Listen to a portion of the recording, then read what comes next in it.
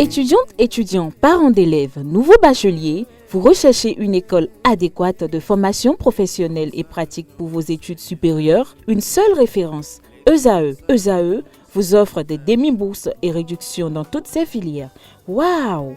Payez 300 000 au lieu de 550 000 en licence 1, 2 et 3 en journalisme, réalisation, sciences de gestion, administration des affaires, sciences économiques et sciences juridiques. En master 1 et 2, 670 000 en journalisme et 550 000 en sciences de gestion et administration des affaires au lieu de 1 070 000. Écoutez, pour les 100 premières inscriptions en administration générale et administration des finances, payez 450 000 au lieu de 550 000 pour la licence 1, 2 et 3. En master 1 et 2, payez 870 000 au lieu de 1 070 000. Alors, rendez-vous vite à ESAE pour la rentrée académique 2021-2022. Les deuxième et troisième années démarrent le 20 septembre 2021 et la première année le 11 octobre 2021. Informations et renseignements, ESAE Cotonou, 3e rue à droite en quittant le carrefour Jadot pour la BIBE Jéricho. Téléphone 96 80 55 11 ou 98 98 14 00 ou encore 90 93 65 21. ESAE, l'excellence à un an. 19h sur ESAE Télévision. Bonsoir, bienvenue. Tout de suite, les titres du journal. Approbation du programme d'action du gouvernement PAG 2021-2026. C'est l'une des grandes décisions issues du Conseil des ministres de ce mercredi 15 décembre 2021. À suivre dans cette édition, quelques étudiants de l'ESAE et citoyens de la ville de Cotonou qui se prononcent sur l'utilisation des méthodes contraceptives. Le Centre des œuvres universitaires et sociales d'Abomey-Calavi, COUS-AC, a procédé mardi au lancement officiel des Jeux Intercampus 2021 à l'université d'Abomey-Calavi. Je m'appelle Kofi, j'ai 10 ans. Mes parents et moi vivions une vie de bonheur parfait jusqu'au jour où ce bonheur fut stoppé par un accident de circulation. La mort emporta ma tendre et aimable mère. Mon destin changea. Aujourd'hui, mon père qui était pour moi une source de bonheur m'est devenu un fardeau lourd à porter. Chaque regard qu'il pose sur moi me fait pleurer intérieurement. Chers parents, par amour pour vos enfants, préservez notre avenir en évitant l'excès de vitesse. Ceci est un message du Centre national de sécurité routière et de handicap international humanité et inclusion avec le soutien de la Direction générale de la coopération belge au développement.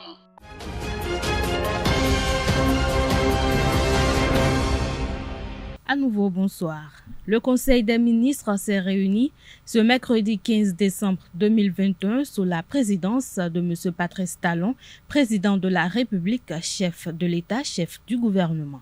Plusieurs décisions ont été prises au cours de cette séance hebdomadaire. Au titre des mesures normatives, le Conseil a adopté des dispositifs institutionnels de mise en œuvre de la réforme structurelle du secteur de la décentralisation. Ces dispositifs s'inscrivent dans le cadre de l'opérationnalisation de la dite réforme. Au titre des communications, on note approbation du programme d'action du gouvernement PAG 2021-2026 à la suite des diverses séances d'arbitrage organisées avec les ministères sectoriels d'une part et du séminaire gouvernemental tenu ce lundi 13 décembre 2021 d'autre part. Le Conseil des ministres a approuvé le programme d'action du gouvernement pour la période 2021-2026. Le dit programme est porté par 3 piliers que sont renforcer la démocratie, l'état de droit et la bonne gouvernance, poursuivre la transformation structurelle de l'économie et poursuivre l'amélioration du bien-être social des populations. Il vise à accélérer de manière durable le développement économique et social du Bénin. On note également au titre des communications, contractualisation pour l'exécution du programme de réfection et d'entretien de pistes rurales et de routes interclassées au titre de la campagne 2021-2023.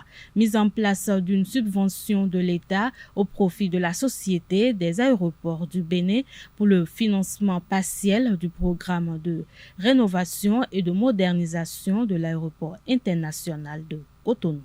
L'utilisation des méthodes contraceptives de nos jours est devenue recrudescente chez les jeunes. Aujourd'hui, il existe différentes méthodes de contraception qui permettent de se protéger des risques de grossesse, d'infection ou d'autres maladies indésirables.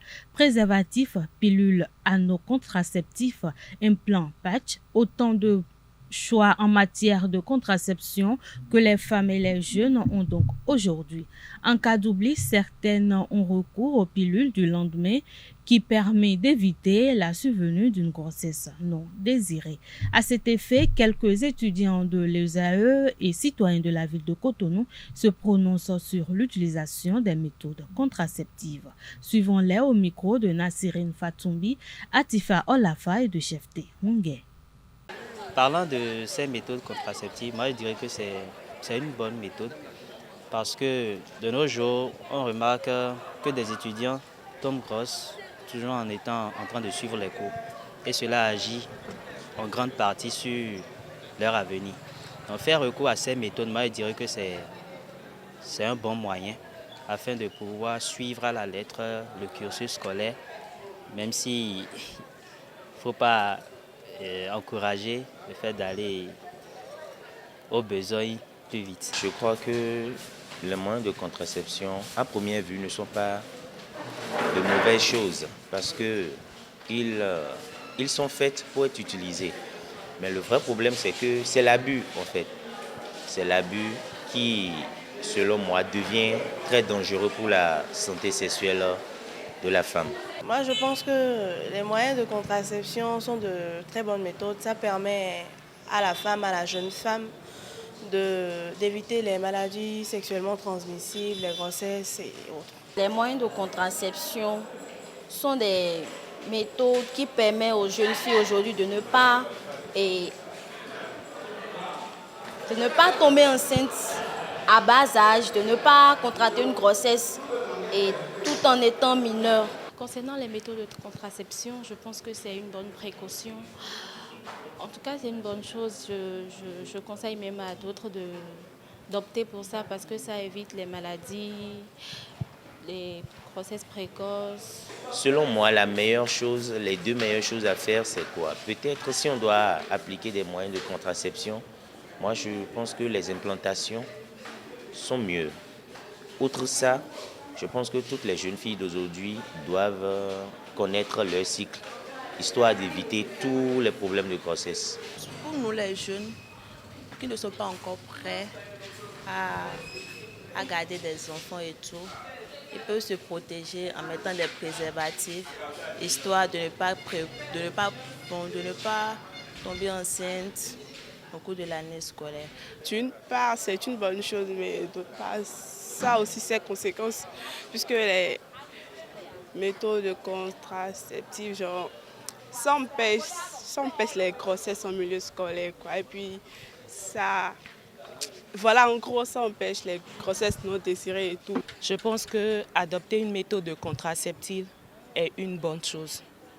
Ça peut toutefois permettre à nos jeunes d'aujourd'hui d'éviter les grossesses non désirées.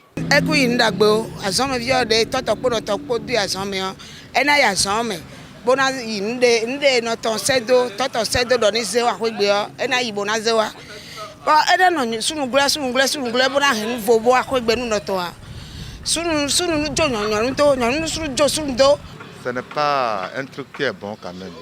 Ils n'ont qu'à penser à leur aventure. Sinon, c'est aujourd'hui on a vu, on ne va pas demain. Ils peuvent faire ça maintenant et après, tout, ils ne vont plus trouver l'enfant dès qu'ils auront besoin de ça. Bon, le mieux est qu'ils n'ont qu'à se concentrer à un moment donné. Dès qu'ils sont prêts, ils vont se trouver avec les gars. À force d'abuser, La jeune fille peut, dans le futur, avoir des problèmes pour la grossesse. Elle peut ne pas être féconde. Sa grossesse peut lui poser des problèmes et l'accouchement va être très difficile pour elle. En tout cas, c'est ce que moi je pense. Surtout les pilules qui, à un moment donné, sur une période donnée, trouble le système hormonal de la femme, ce qui crée parfois des infections et autres. D'une part, ça peut endommager la voie utérine de la femme. Et je ne sais pas, on peut parler aussi du cancer.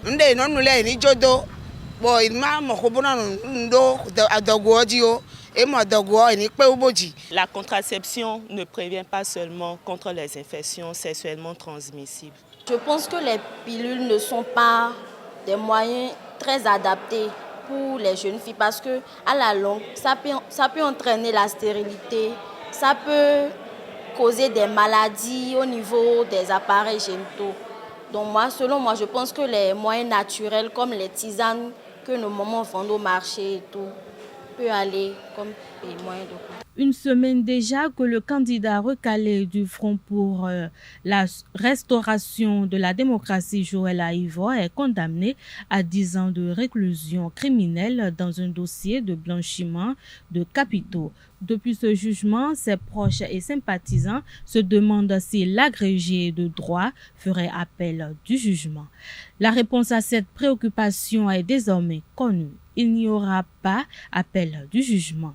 Il n'y aura pas de procès au second degré dans le cadre du dossier de blanchiment de capitaux dans lequel l'agrégé en droit Joël Aïvo a été condamné à 10 ans de réclusion criminelle. C'est l'option faite par l'accusé qui ne croit plus à l'impartialité de la juridiction d'exception.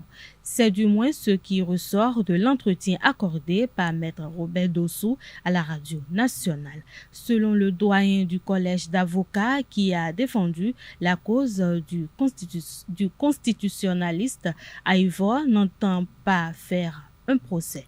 Naître africain, sacrifice du défi, c'est le titre de l'œuvre écrite par le jeune essayiste Ricardo Jean Sena à Rouen-Vlamé.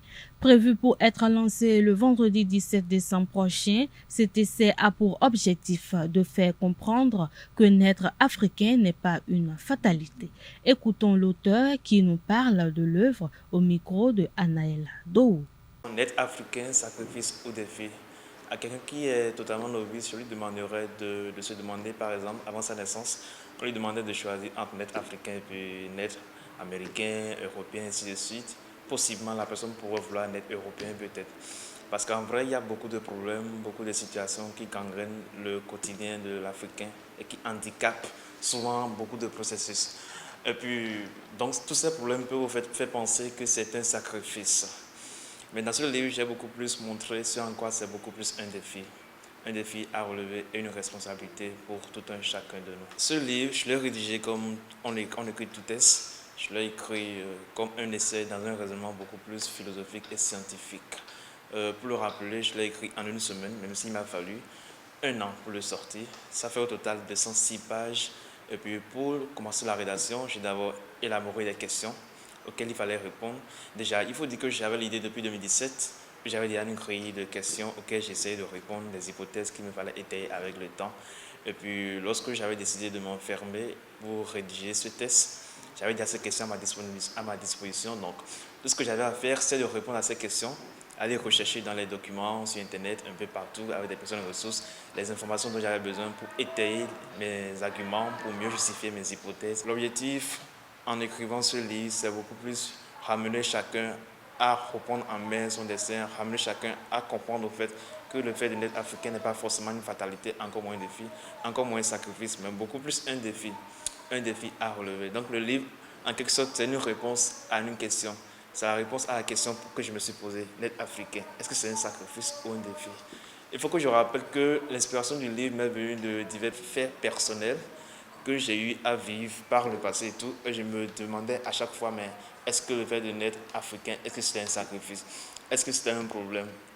Après, je me suis rendu compte que non, c'est plutôt un défi. Donc, c'est un peu ce qui justifie un peu le titre de l'ouvrage. J'ai essayé d'aborder plusieurs domaines dans ce livre. J'ai abordé des domaines concrets, dans l'agriculture, la technologie africaine, le secteur du développement personnel, la capacité de tout un chacun de nous à pouvoir tirer profit de ses passions et tirer profit de ses talents. Comme problème que j'essaie de soulever justement, c'était le problème du manque de passion. Manque de passion ou l'incapacité des uns et des autres à pouvoir tirer plein profit de leur talent. C'est-à-dire, par exemple, nous rencontrons en Afrique plein d'artistes, mais plein de professionnels spécialistes de divers domaines qui ont quand même du mal à mieux vivre ou bien à tirer plein profit de ce qu'ils savent faire. Donc dans ce livre, j'ai essayé de prendre des cas concrets et puis j'ai essayé de proposer des solutions en partant sur une logique que j'ai dénommée la logique du if this then that, c'est-à-dire la logique de cause à effet, en faisant comprendre que si nous faisons ceci, que nous aurons tel résultat. Donc que si les concernés posent telle action, ils auront tel résultat. Mon plus grand rêve pour ce livre est de le voir parcourir et puis surtout que les gens le lisent. Ça, c'est ma plus grande ambition. Pas seulement que les gens l'achètent, mais que les gens le lisent. Et que les gens découvrent ce qu'il y a vraiment dedans, qu'ils me fassent leur retour et surtout qu'ils comprennent que n'être africain n'est pas une fatalité, que ce n'est pas un sacrifice, mais c'est beaucoup plus une responsabilité et puis un défi. En prélude au lancement du livre Naître africain, sacrifice ou défi, Ricardo Jansen à Rouen-Vlamé a organisé le prix tchèque Anta Diop. Il nous explique ses motivations au micro de Anaël Dou. J'ai organisé avec certaines institutions et tout un prix que j'ai dénommé le prix tchèque Anta Diop. L'idée à la base c'était simple, c'était de permettre aux gens d'avoir une occasion, une opportunité de réfléchir. Une opportunité de réflexion sur un problème concret, comme j'ai eu à le faire dans ce livre, mais que ce soit plutôt périn et que ça dure plutôt dans le temps et dans l'espace. Donc le prix tchèque Anta Diop, c'est un événement annuel qui permet à chacun, ou bien qui permet aux volontaires de penser à un problème concret. Je nomme l'immigration, je nomme le chômage, je nomme un problème qui aurait peut-être lieu dans l'année en question et tout. Et maintenant de surtout proposer des solutions concrètes et viables dans l'écosystème du Sub-Sahara, dans l'écosystème du tiers-monde. Donc c'est un projet qui est appelé à grandir, à s'éprouver et à se prouver dans les divers pays du Sub-Sahara et dans tous les autres pays du tiers-monde. Alors cette année, ce sera une sorte de concours, un concours plutôt tripartite où les gens devront répondre à des questions données et puis sur diverses phases. Et puis à la fin, la finale, ce sera prévu pour le lancement du livre, prévu pour le vendredi 24 décembre 2021 à Cotonou, dans la salle bleue de la cour d'appel. Ce sera à 9h. Pour en savoir plus, j'ai mis en place un site web, puisque je suis développeur à la base aussi. J'ai mis en place un site web où les gens pourraient avoir beaucoup plus d'informations. Le site peut être disponible sur klo.me, c'est-à-dire KL2O.me-PCAD. Le prix, je l'ai nommé prix tchèque Anta Diop, donc ça fait PCAD. Alors l'objectif derrière ce prix, c'est vraiment pérenniser la réflexion. Vraiment pérenniser la réflexion allant dans le sens des problèmes concrets que nous vivons en Afrique. L'objectif, ce n'est certainement pas amener les gens à parler pour ne rien dire, mais surtout proposer des solutions qui pourront résoudre des problèmes donnés et des problèmes concrets surtout. Plusieurs personnes banalisent le métier de cordonnerie. Certains trouvent facile et pensent qu'il se limite à la réparation et à la fabrication des chaussures. Mais la cordonnerie est aussi la conception et l'assemblage des fournitures. Quentin Amoussou et Francis Fahami vont à la découverte du métier de cordonnerie à Gbedjromede à Sikekoji ce mercredi 15 décembre 2022. Suivez plutôt.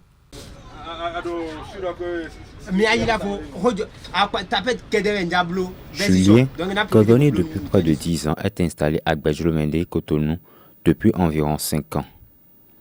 Plusieurs hommes, femmes, étudiants et de tout rang font souvent appel à ses services pour des réparations et la fabrication de chaussures. Comme Julien, d'autres ont embrassé le métier de cordonnier. Mais comment devient-on cordonnier? J'ai été en apprentissage. Ça m'a pris au moins 5 ans pour pouvoir avoir des maîtrises dedans. J'ai appris qu'en France, il doit avoir de BPC d'abord avant de commencer la cordonnerie. Parce qu'il y a fabrication, il y a réparation. Première étape, c'est réparation d'abord. Deuxième étape, c'est fabrication. C'est exactement comment on apprend les autres métiers. S'il te plaît, tu as l'envie de prendre, d'être cordonnier, là, tu vas t'inscrire dans les ateliers chez les patrons, on te prend et tu commences. Devenir cordonnier implique un certain nombre de prérequis, mais également quelques outils et matériaux. Il y a des normes matérielles, des cols, ciseaux, caoutchouc pour fabriquer des chaussures. Tenaille, pince, cire. On appelle quelque chose bigonne. C'est ça, on appelle ça bigonne en anglais. En français, on appelle ça pied de fer. Pied de fer. Vous avez compris? Il y a ça aussi. Donc il y a plusieurs tournevis, des petits matériaux, quoi. Oui. Et surtout ça là, ça c'est le dieu de la cordonnerie. Sans ça, tu ne peux rien faire. Tu ne peux pas fabriquer. Vous avez compris? C'est notre dieu. Il y a plusieurs pointures. Il y a 42, 43, 44, 45, 46. Si on rentre dans les petites chaussures, dans les petites formes, il y a aussi 31, 44, 31, 35, 36, 37. Ça se vend. Dans ce métier, certaines situations constituent des handicaps. Il peut arriver, le client va venir commander une chaussure. Il va te dire, j'ai vu telle couleur. Maintenant, tu es parti sur le marché, tu n'as pas trouvé la couleur. C'est là qu'il y a un peu de difficulté. Parfois, si tu n'as pas vite fait, et si tu as donné pour un début à client par exemple, ça peut t'amener des difficultés au moins. Julien, Honora, Rogatien et plusieurs autres cordonniers bénéficient d'un environnement de travail un peu plus favorable grâce à une association. Notre association, on appelle ça ACE. ACE, Association des cordonniers du Bénin. Enayon. Voilà. Donc, entre nous, ça se comprend bien. Nous avons même tenté à faire des boutiques témoins dans les carrefours, mais on a essayé de faire le projet, ça n'a pas encore marché. On fait des choses de coopération, on fabrique des chaussures. Tu amènes ça dans ton atelier, tu exposes. Ça dépend le prix que tu vas vendre ça. Tu vends ça, tu remets avec les bénéfices et tout ça là. Ça, c'est pour l'association. Depuis plusieurs années, le métier de cordonnier est de plus en plus répandu. À cet effet, une école spécialisée dans le domaine a vu le jour il y a quelques mois. La Corée du Sud a octroyé 1,5 million de dollars pour appuyer le programme alimentaire mondial PAM dans le cadre de ses opérations d'alimentation scolaire au Bénin et en Guinée. 500 000 dollars seront versés en soutien aux agriculteurs locaux dans le cadre du programme national d'alimentation scolaire au Bénin. La Corée du Sud a mis ce fonds à la disposition du programme alimentaire mondial PAM. Elle a octroyé 1 million de dollars à la Guinée pour assurer l'alimentation scolaire et un soutien nutritionnel à 38 000 enfants pendant 6 mois. Le consensus est un concept omniprésent dans les commentaires politiques en Afrique. Au-delà des acteurs politiques du présent, le théâtre africain l'a associé à tous les conflits. C'est l'un des aspects abordés par Fernand Noublik-Beto au cours de sa communication dans le cadre du trentenaire des conférences nationales le 25 novembre sur le campus d'Abomey-Calavi. Le symbole de la jarre trouée ou à Djalalazin, qui a toujours été utilisé pour en appeler à l'union et au consensus. Car selon le monarque, le roi Guézo, si tous les fils du royaume venaient de leurs mains assemblées boucher les trous de la jarre trouée, le pays serait sauvé. Alors, ce motif de consensus a été opérationnalisé pendant la conférence nationale du Bénin et continue de l'être plus ou moins de nos jours. Et donc la question que je me suis posée, c'est quelles sont les formes que revêt ce motif de consensus, cette image, ce symbole de la jarre trouée dans la littérature, précisément dans les œuvres théâtrales africaines, et comment les procédés dramaturgiques l'actualisent-ils? L'hypothèse, c'est que l'appareillage discursif thématise ce motif du consensus à travers des référentialités qui remettent en cause la réalité du consensus en même temps qu'elle l'institue.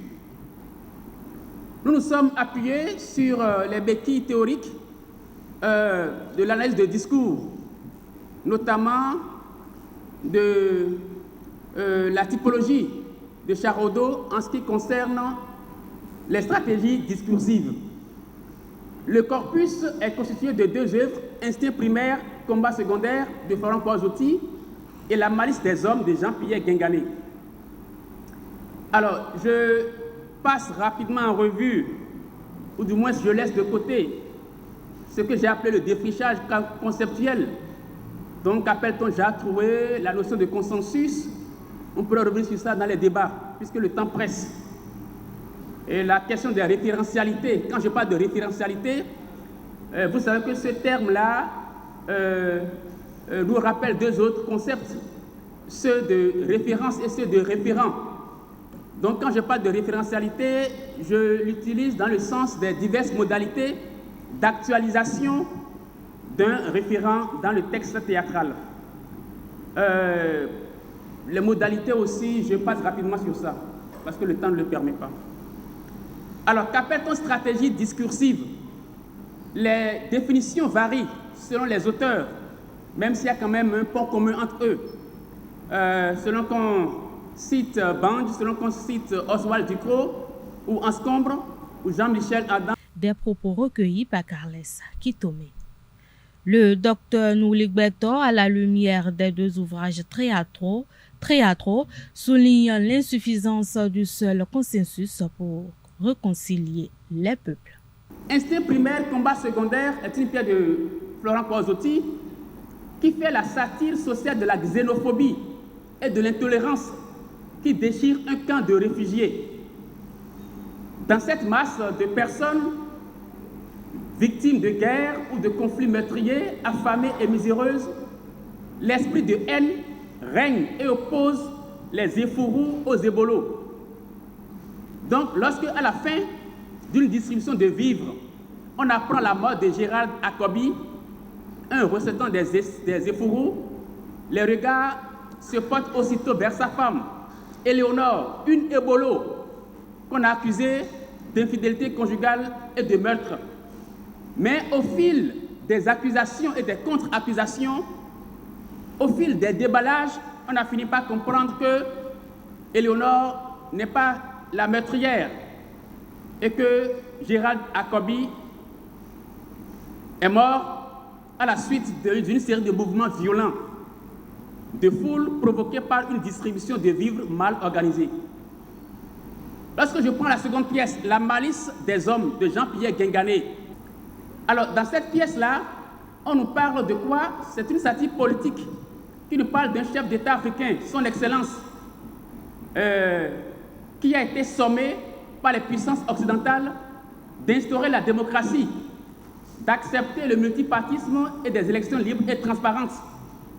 Alors, il a suscité la création par ses proches de 3 partis politiques, prétendument de l'opposition. Mais l'une de ces formations, dirigée par sa nièce Binta, échappe à son contrôle et montre son esprit d'indépendance. Aux élections, Binta obtient la majorité des voix et est élue présidente de la République au grand dam de son oncle de dictateur, ou de son dictateur d'oncle, qui finit par se tuer. Alors, comment est-ce que les modalités, ou plutôt les référentialités s'actualisent dans ces deux pièces? Lorsque je prends la première pièce, il faut dire qu'une étude plus fine montrerait que ces référentialités-là s'actualisent dans les différentes composantes du texte théâtral, à savoir la fable, l'intrigue, le discours théâtral, etc., etc. Alors, dans instinct primaire, combat secondaire, nous constatons que c'est à partir du nœud de la pièce que les protagonistes du drame familial se sont réunis comme sous l'arbre à palabres pour identifier les circonstances et les auteurs de la mort de Gérald. Comme une micro-conférence nationale à l'échelle d'une communauté, les déballages ont commencé, les accusations se sont entrechoquées jusqu'on apprenne à la fin que Gérald est mort à la suite d'un mouvement de foule. Nous voyons donc dans cette pièce que la parole individuelle et collective s'est libérée. Elle a une valeur d'exutoire.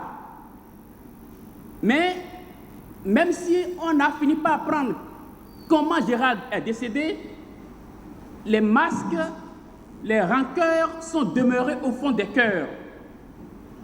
Certes, personne n'a pu cacher ses turpitudes, ses vices, mais personne non plus ne demande pardon et personne n'accorde de pardon à l'autre. La preuve, c'est que Éléonore, la veuve de Gérard, a même essayé vers la fin de la pièce de tuer ses parents à coups de couteau. Elle s'est opposée jusqu'à la fin à ce qu'on lui rende des hommages posthumes. Donc les blessures intérieures sont restées. Et on constate dans cette pièce que la jarre trouée est restée trouée jusqu'à la fin. Lorsqu'on prend la seconde pièce, nous constatons aussi que cette micro-conférence nationale initiée par le dictateur s'est soldée par un échec. Pour la simple raison qu'il a voulu en imposer aux autres. Il a voulu montrer que c'est sa décision qui doit passer et il a créé de toutes pièces des partis politiques vraiment fantoches. Lorsqu'on s'intéresse maintenant très rapidement aux stratégies discursives, lorsqu'on se rappelle ce que Charodo a fait, il parle de 3 types de stratégies discursives. Stratégie discursive de légitimation, de crédibilité et de captation. La stratégie discursive de légitimation repose sur la nécessité de créer ou de renforcer la position de légitimité du sujet parlant. Lorsqu'il s'agit de la stratégie discursive de crédibilité, elle consiste à faire croire à l'interlocuteur que ce qu'il dit est digne de foi, et enfin celle de captation entraîne le sujet parlant à faire en sorte que l'interlocuteur adhère de façon absolue, non rationnelle à ce qu'il dit et au-delà à sa propre personne. Après le signe principal Roulin Cotier sorti lors de la consultation du samedi 4 décembre dernier, 2 autres signes l'ont suivi. Sur les Kori, nous avons le signe Futula et sur le Adjikoui, le signe Ablaoli qui ont livré aussi de messages à la nation béninoise. Suivant les explications de Sa Majesté Dada Voyon Adidekon, roi de Assanté, à ce sujet. Il est au micro de Jacques Maouyon d'Almeida.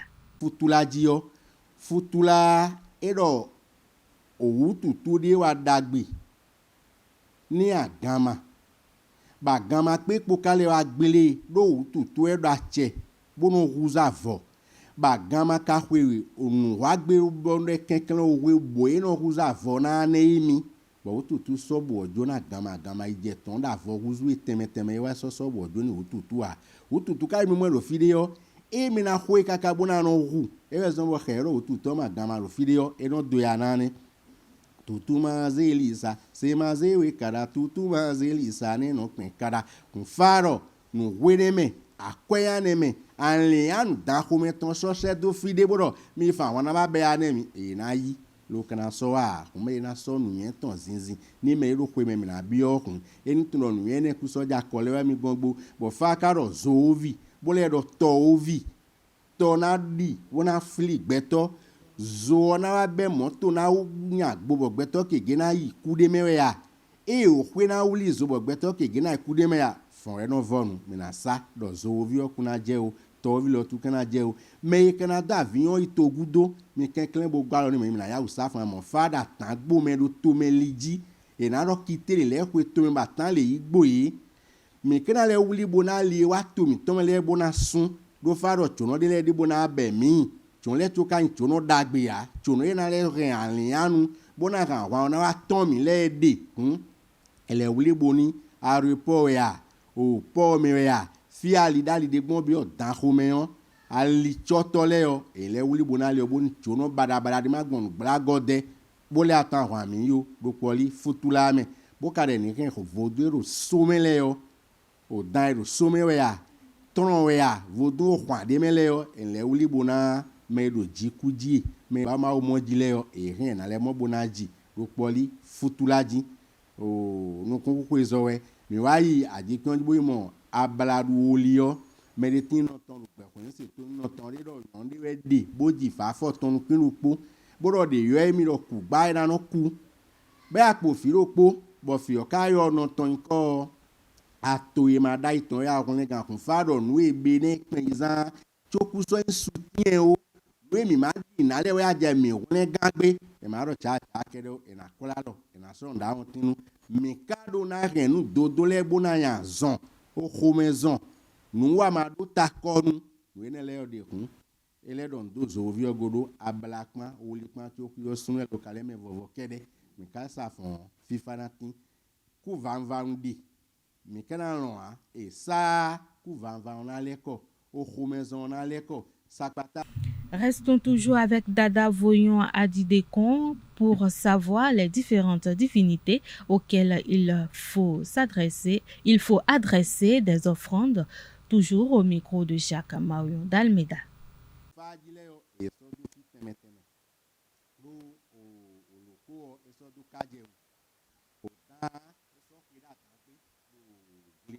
Olisa elesodo oglekwe sakpata esodo michayikwe legba esdonu esodo takokwe bon takosin to legba okue nkoli megun bon tubora wan fun ebon de manager obene esodo dasazume e okun lili beran kure na esodo kutago tohosuo esodo aso ulise okokole esodo mono kame ovudu enele edonu khebioso esodo sokoji minona esodo karavi topa vodun e agba bona dunu bona ren to khemi leo vodun le fi do koro sodo bo dada finio enekun mi kenkelen bona lo da lo me o kan wa itokpa de menu lekpa to pon la gan lekpa to gami tonkpa ekpa premier ministre tonkpa e se pon kan le bonu menana lo da lo me ba awa tozo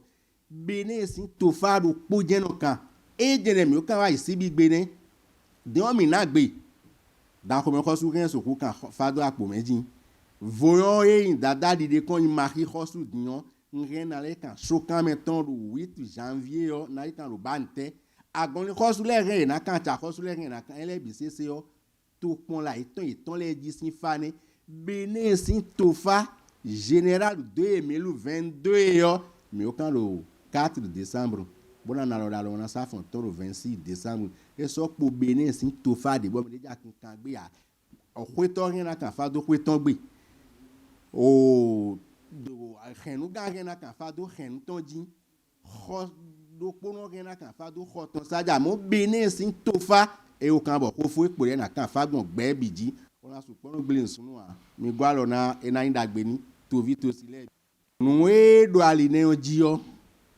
adrada pokoto ya meru purupu da lo gori hun eni gosedo agbaye kan fasa bomina safi o so do la we si bo sodo yesin semere yesin se da kodu gbeto a do la we o hen na wana we chakiropo bona na fifa do khoto isa to meru purupu ka hin na kan fa do khoton sa do fa ne do zo vine feje do gbeja mi tun wa akanaga iza eto same bona le do fito kwa sito kwa do meru purupu na le site bona le dala jikun me do fa ina so faton da masime bona kanu bi o faton me ma do fa ina so ajikun bona kanu bi o da jikun bo kana te pon gwa lo do pili o me bonu mesen le dun do me de lo me yo ine na fifa e me do vodun no wa dagbe na me na dudu vodun e we vodun wa dagbe na to vile na yin boka o botun din lo zo ovi o to ovi e na da zo ihun a e na dale no zo wa e na do ma kumeli ba be agban ton ha e kana ni jijo bada do me po ro wa e yin sun le po mbore mi safon fifa na bia o egbe yo me kaka ipe to gudo akwero to gudo bo akwe mi ton fi mi ton to gudo na mi ton to gudo binana lo da lo me bona blo to ru khemi wo fifa na tin. Sport dans cette édition.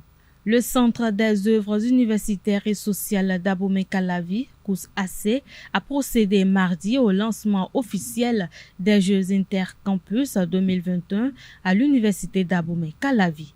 Démarré le lundi 13 décembre 2021, la compétition réunit les équipes championnes de football et basketball des 13 centres universitaires sous la tutelle du COUS-AC. Reportage Seton Delarios à Djaboueno.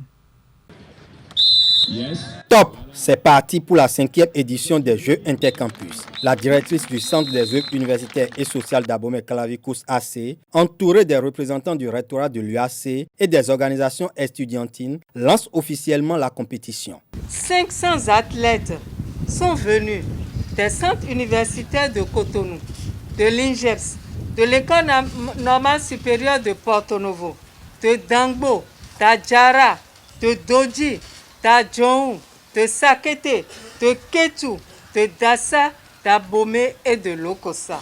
Ils sont venus défier leurs camarades du campus d'Abomey-Calavi autour des trophées Éléonore Yaïd Ladekan au football et Ghislaine Fagboum pour le compte du basketball. Initiés en 2014, les Jeux intercampus arrivent à maturation lors de l'édition 2021 avec à la clé des innovations. Après les éditions des Jeux, le COUS AC a introduit une innovation majeure. Organiser un championnat qui tient lieu de phase de sélection à l'issue de laquelle les 13 centres universitaires qui composent l'UAC, l'UNESTIM et l'UNA ont pu dégager leurs représentants pour défendre leurs couleurs respectives à ces Jeux intercampus. Les autorités rectorales louent l'institution de ces Jeux qui participent de l'équilibre des étudiants en vue des résultats académiques probants. À travers l'organisation de telles activités, je me réjouis de constater que nos campus reprennent vie de plus belle sur les plans artistiques, culturels et sportifs. Je voudrais à cet effet remercier la DECOUS pour avoir perpétué la tradition des Jeux intercampus dont la première édition a eu lieu en 2014 et qui depuis continue de faire vibrer notre campus chaque année. Pour retrouver ces lettres de noblesse, vœux chers à nous tous, le sport universitaire a besoin de telles activités qui font de nos campus de véritables pépinières à même d'alimenter toutes les disciplines sportives au plan national d'athlètes valeureux et talentueux. C'est pourquoi le Centre des œuvres universitaires et sociales d'Abomey-Calavi mérite d'être encouragé et soutenu dans de telles initiatives. Les organisations estudiantines s'engagent à accompagner le COUS AC dans le bon déroulement de la compétition. Elles exhortent les athlètes au fair play. Les mots du président Igor Odotaoso se révèlent être les mots d'accompagnement, de félicitations et de remerciements à Madame la directrice du COUS AC pour tout ce qui a été mis en œuvre pour le démarrage effectif de ces Jeux. Merci Madame la directrice pour tout ce que vous avez compris, tout ce que vous apportez pour le sport universitaire. Merci à vous pour tout ce qui a été mobilisé pour mettre en place quand même ce jeu, pour qu'on puisse avoir ce jeu universitaire. L'histoire a commencé depuis un moment. Ça a continué dans le temps et nous prions que ça puisse perdurer dans le temps. En match officiel d'ouverture, l'UAC a battu le centre universitaire de Lokossa 2-1. La compétition va prendre fin le samedi 18 décembre 2021, mais 24 heures plus tôt, le campus d'Abomey-Calavi va vibrer au rythme du premier festival artistique universitaire. Après une pause à l'issue de la première phase du championnat national, la Fédération béninoise de handball a lancé le lundi 13 décembre 2021 au Hall des Arts et Loisirs de Cotonou les play-offs. Au cours de la deuxième journée de la Ligue Pro, 4 matchs ont été joués. Je vous invite à suivre le récit de la rencontre. 4 matchs ont été joués pour le compte de la deuxième journée des play-offs de la Ligue professionnelle de handball. Au terme d'une partie âprement disputée, la formation Dames de Flowers a pris le dessus sur son adversaire Assos Model et s'impose sur le score de 35-20. La dernière rencontre de cette journée a mis aux prises les hommes de Flowers et les portuaires de l'ASPAC. Là aussi, les hommes ont fait le travail. Dès le début de la première partie, ils se sont appuyés sur une solidité défensive pour construire leur victoire. Face à une équipe d'ASPAC inefficace en attaque et défensivement fragile, les hommes de Flowers ont remporté le gain du match à 27-16. La seconde affiche chez les hommes a vu les militaires d'Adidja se balader devant Assos Model.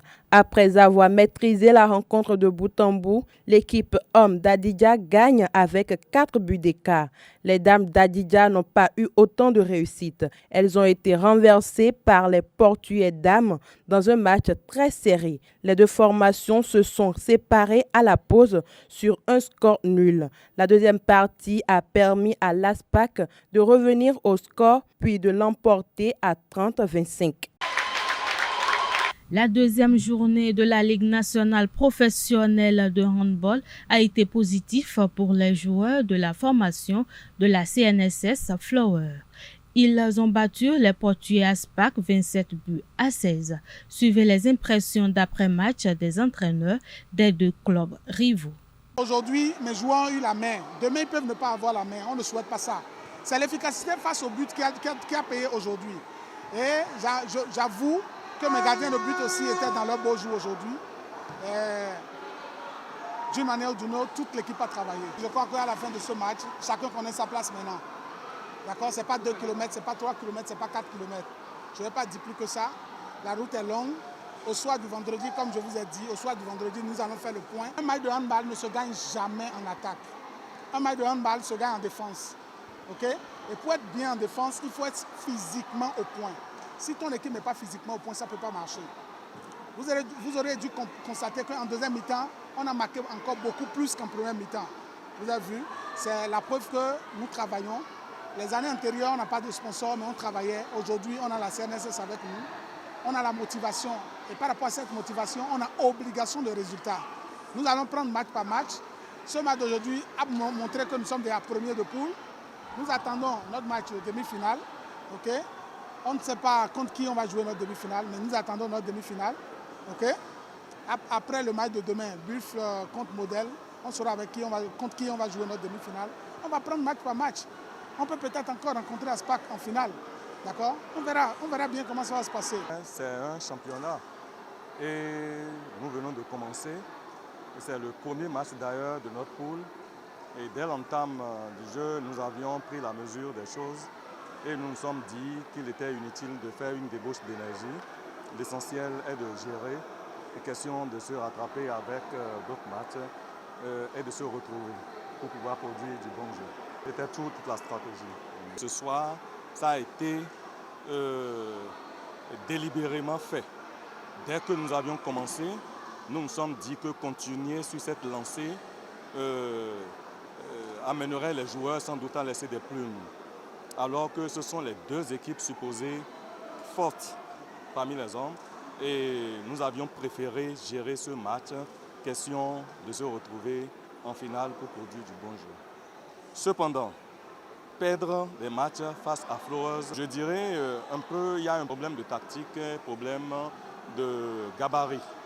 Il faut le reconnaître, Flowers a des joueurs de grand gabarit, mais nous arrivons quand même à les contrer et en situation de challenge, on arrive toujours à produire du beau jeu et c'est ce que nous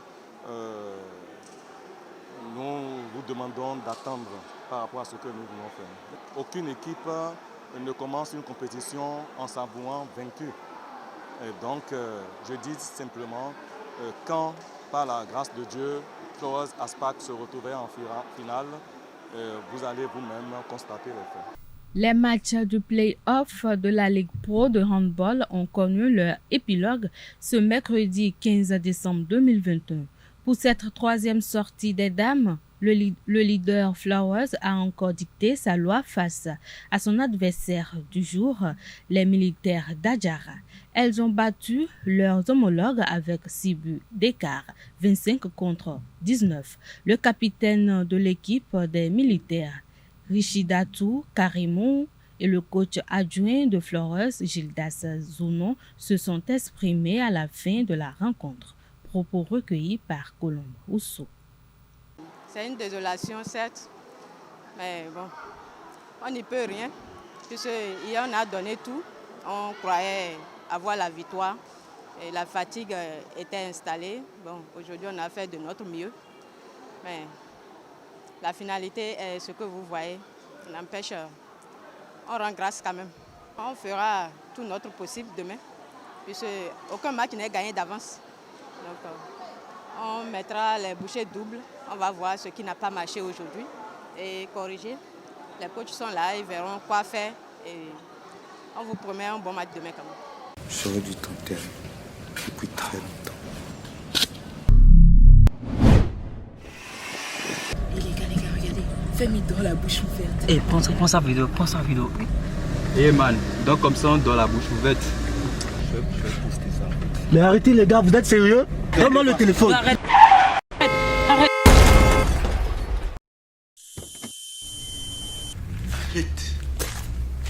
Arrête, s'il faut. Cette fois-ci, je t'enterre.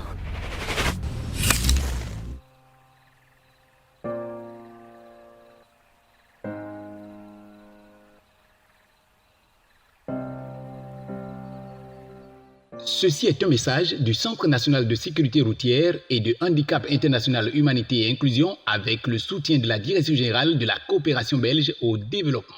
Ce journal a été préparé par l'ensemble de la rédaction. Merci de votre aimable attention. Passez une excellente soirée. Bonsoir.